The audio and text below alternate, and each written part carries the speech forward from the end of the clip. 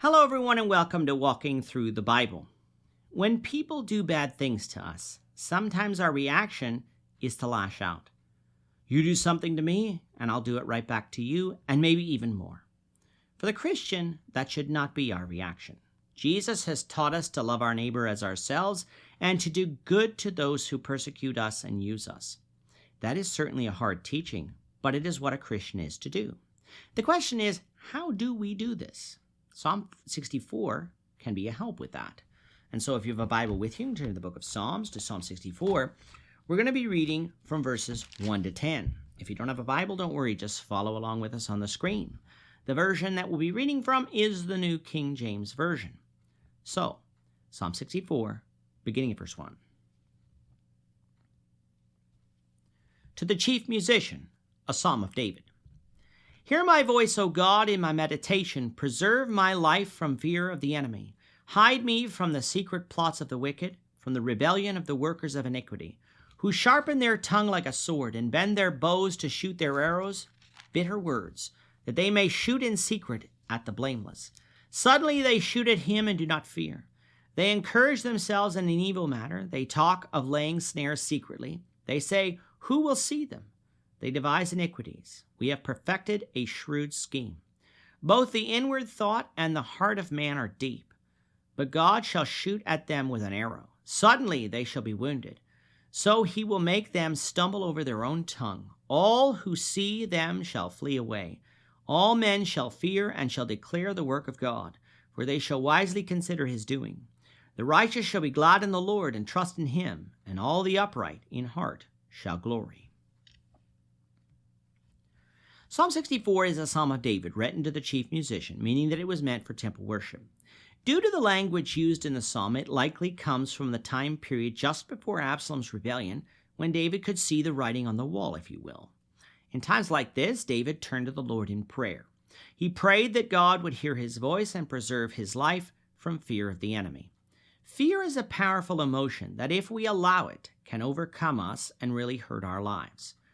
Now, not all fear is bad, for fear of something can cause us to respect something and be careful. Being fearful of being shocked by electricity can cause us to ensure that our cords are not frayed, that we don't overload our circuits, and that we're careful around the outlets in our house, thus lowering the risk that we start an electrical fire. However, if we become so afraid of being shocked that we decide that nothing in our house can be plugged in, then we have allowed our fear to go too far. Electricity is safe when used properly. David, having respect for Absalom and knowing what Absalom was likely to do, was not wrong. However, allowing that fear to overcome him and erode his faith in God would be wrong, and so David sought God's help. David asked God to hide him from the secret plots of the wicked and from the rebellion of the workers of iniquity, who use bitter words in order to try and overthrow David. What David is asking here is for protection. David is an old man when he prayed this prayer. He is going to leave Jerusalem and flee into the wilderness, a trek that is treacherous even to the fleet of foot and the young. And yet, here is David, later in life, having to make this trek while avoiding the enemy. To rely on God for protection, the same God who made those messianic promises to him and had been with him all the way throughout his life, shows the faith of David even in times of trouble. That is what a Christian is to do. We're not to return evil for evil. We're not to seek to get even or to seek out revenge. We're to continue to lay our problems on the Lord.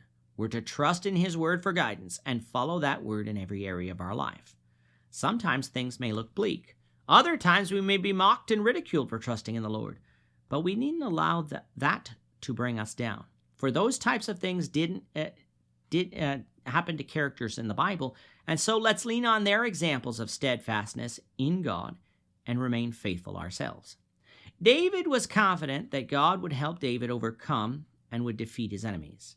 His enemies wanted David to fear, but in the end, through God, they would be the ones in fear, for it would be by God's mighty hand that David would be delivered. And when that happened, the power of the Lord would be magnified, and the people who are currently trusting in the words of a liar would learn to regret their mistake. Absalom was telling the people that they could trust in him for deliverance. Well, Absalom would be dead, and with him dead, who would be their deliverer? It would only be God, the one whom they should have been trusting in the first place. For the righteous, they will be glad at David's deliverance, and instead of weakening their faith, it would actually strengthen their faith and trust in God, leading them to glorify God further. Some people ask me why I can trust in God within a world of woe, and I say it's because of what I see God doing all around me. Some people expect God to be like a helicopter parent, stomping out every fire in our life. God is not that. He will allow us to live our lives, to make choices, and for us to live with those choices. But God isn't like an absent father either. He gives us help in His Word to make the right choices, and He does assist us according to His will when we seek His aid in prayer, as David did here. Let's therefore obey the Lord in faith and live according to His will. With that, our time is up for today. The Lord willing, we hope you'll join us for tomorrow's discussion of Psalm 65, verses 1 to 13, as we continue our walk through the Bible, one verse at a time.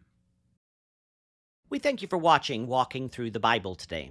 If you have any questions or comments, you can leave them below. But if you like this video, we ask that you consider subscribing to our channel so you won't miss out on other videos in our series, as well as share this video among your friends so that the saving message of Jesus Christ can go out to the whole world.